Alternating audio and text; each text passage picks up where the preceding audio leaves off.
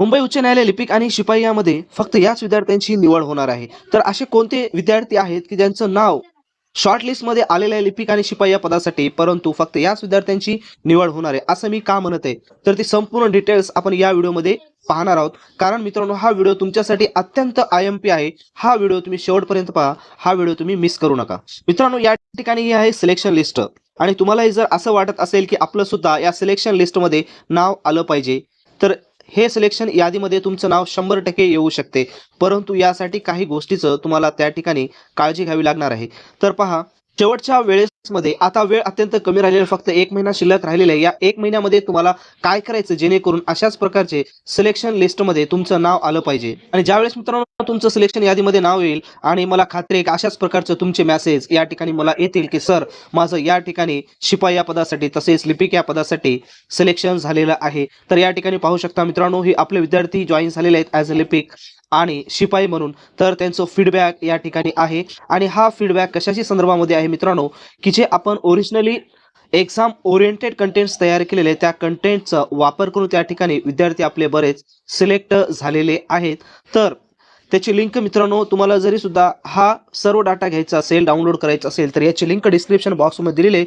शिपाई असो, लिपिक असो किंवा स्टेनोग्राफर किंवा कार ड्रायव्हर या सर्व पदांसाठी आपण नोट्ससहित क्वेश्चन सेट ऑथेंटिक्स तयार केलेले आहेत आणि शेवटच्या वेळेमध्ये तुम्हाला एक्झाम ओरिएंटेडच अभ्यास करायचा आहे. तर त्याची लिंक डिस्क्रिप्शन बॉक्समध्ये दिली, त्या ठिकाणी जाऊन तुम्ही डाउनलोड करू शकता. तर मी म्हणत होतो की व्हिडिओमध्ये जे विद्यार्थी शॉर्टलिस्ट झालेले आहेत त्यापैकी फक्त काहीच विद्यार्थी एक्झामसाठी पात्र होतील असं का म्हणत आहे? तर थोडंसं वेळ घेऊन तुम्ही या ठिकाणी पहा.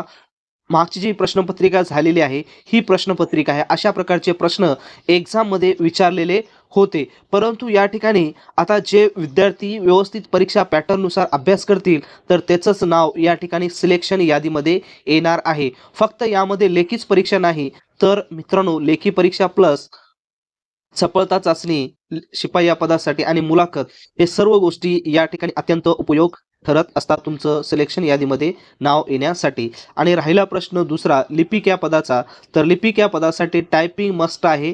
ज्या विद्यार्थ्यांचं टायपिंग आहे प्लस लेखी आहे अशा विद्यार्थ्यांचं सिलेक्शन होण्याचे चान्सेस मोठ्या प्रमाणामध्ये असतात. तर तुम्हाला जे विद्यार्थी समजा चांगल्या प्रकारे तयारी करत असतील तर अशाच विद्यार्थ्यांचं सिलेक्शन यादीमध्ये नाव येऊ शकते. परंतु डायरेक्टली फक्त एक्झाम द्यायची का द्यायची अशा जर उद्देशानं तुम्ही जर एक्झाम देत असाल तर तुमचं नाव सिलेक्शन यादीमध्ये येण्याचे संकेत कमी होतात. कारण कोणत्याही पेजमध्ये या ठिकाणी ते विद्यार्थी त्या पूर्ण प्रोसेसमधून बाहेर पडू शकतात. त्याच्यामुळं माझं असं सांगणं आहे की तुमची तयारी ही बेसिक लेवलपासून असली पाहिजे, तरच तुमचं या ठिकाणी सिलेक्शन होऊ शकते. आता कोणत्या गोष्टीचं लक्ष ठेवायचं आहे? जर शिपाई या पदाची तुम्ही तयारी करत असाल तर तुम्हाला मिनिमम मित्रांनो 24+ या ठिकाणी गुण तुम्हाला घ्यावे लागतील, तर तुम्ही शेवटच्या स्टेजपर्यंत सिलेक्शनमध्ये तुम्ही राहू शकता. आणि दुसरा प्रश्न राहिला लिपिक या पदासाठी, जर तुम्हाला सिलेक्शन घ्यायचं असेल तर लेखी परीक्षेमध्ये 70+ तुम्हाला गुण घ्यावे लागतील आणि टायपिंग परीक्षेमध्ये तुम्हाला 14 किंवा 15+ या ठिकाणी गुण घ्यावे लागतील, तर तुमचं यामध्ये सिलेक्शन होऊ शकते. आता राहिला प्रश्न मुलाखतीचा, तर मुलाखत ही सर्व त्यांच्या हातामध्ये असते, किती मार्क्स द्यायचे किंवा नाही. तर तुमच्या हातामध्ये सध्या तर आहे ती म्हणजे लेखी परीक्षा आणि त्याच्यानंतर टायपिंग. आता वेळ आहे, तुम्ही तयारी करू शकता. ह्या 2 गोष्टी जर तुमच्याजवळ असतील तर तुमचं सिलेक्शन यादीमध्ये नाव येऊ शकते. राहिला प्रश्न कशा पद्धतीने तयारी करायचा, तर योग्य पॅटर्न समजून घेऊन एक्झाम ओरिएंटेड टेस्ट सोडून तुम्हाला चांगल्या प्रकारे तयारी करायची आहे, तरच या ठिकाणी सिलेक्शन यादीमध्ये नाव येऊ शकते आणि फुल्ली कॉन्फिडन्सली त्याच विद्यार्थ्याचं त्यामध्ये सिलेक्शन होणार आहे.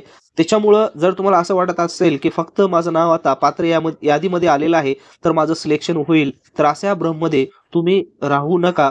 जर योग्य प्रॉपरली तयारी असेल तरच तुमचं नाव सिलेक्शन यादीमध्ये येऊ शकते, अन्यथा कोणत्याही प्रोसेसमधून तुमचं नाव या ठिकाणी बाहेर पडू शकते.